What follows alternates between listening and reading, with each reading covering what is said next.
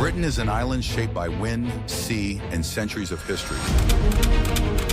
Its cliffs have watched fleets sail toward distant horizons. Its fields have seen young men march away in uniform. Across generations, Britain has faced moments of great challenge. And at the center of those moments stood the British soldier. When conflict reached Europe in the early 20th century, recruitment centers filled with volunteers. Some were farmers, some were factory workers, some had never traveled beyond their hometown. Yet they stepped forward with a shared belief in duty. Training camps echoed with early morning drills. Boots struck the ground in rhythm. Instructors emphasized discipline, teamwork, and endurance. The soldier was not just an individual, he was part of a formation. Soon, transports carried them across the English Channel. Now, France and Belgium became unfamiliar landscapes of mud, wire, and endless horizon. The days were long, the nights were quiet but tense. Letters from home became treasured reminders of normal life. Through months of hardship, British units held their positions. Engineers reinforced defenses, signalers carried messages across difficult terrain. Medics provided care under challenging conditions. Every role mattered. 2 decades later, the world once again stood on edge. In 1939, a new generation answered the call. They wore updated uniforms, they trained with modern equipment, but the spirit of service remained unchanged. As aircraft filled the skies over Britain, soldiers prepared coastal defenses, observation posts scanned the horizon, radar stations glowed softly in the night. Across the nation, civilians and soldiers stood united. British forces served not only in Europe, but across Africa, Asia, and the Middle East. Desert winds replaced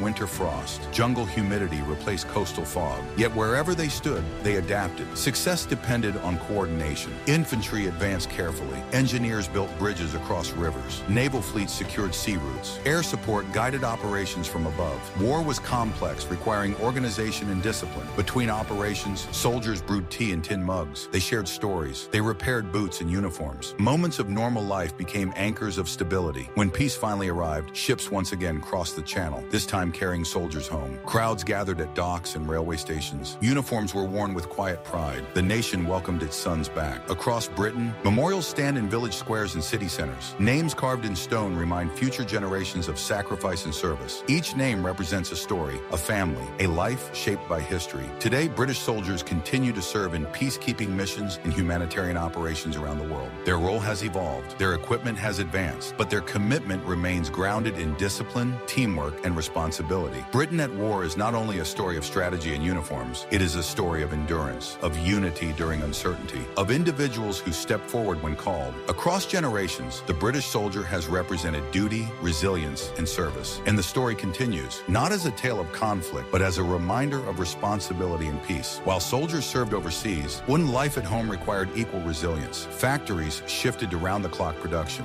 Women stepped into industrial roles in unprecedented numbers. Shipyards along the coast constructed vessels with remarkable speed. Communities organized food distribution and civil defense training. The war effort extended far beyond the battlefield. It was supported by millions who never wore a uniform. Across the Atlantic Ocean, merchant ships carried vital supplies. British naval crews escorted convoys through vast stretches of open sea. Weather conditions were often harsh. Waves towered over steel decks. Yet the convoys moved steadily forward. In the decades that followed, veterans carried their experiences into civilian life. They became teachers, engineers, business owners, and community leaders. When their memories shaped national conversations about responsibility and peace, museums preserved uniforms and letters, schools taught the lessons of cooperation and diplomacy. The legacy of service became not only a reminder of hardship, but a guide for future generations. Today, remembrance ceremonies bring together young and old. Moments of silence connect past and present. The story of Britain at war continues, not as a call to conflict, but as a reflection on unity and resilience.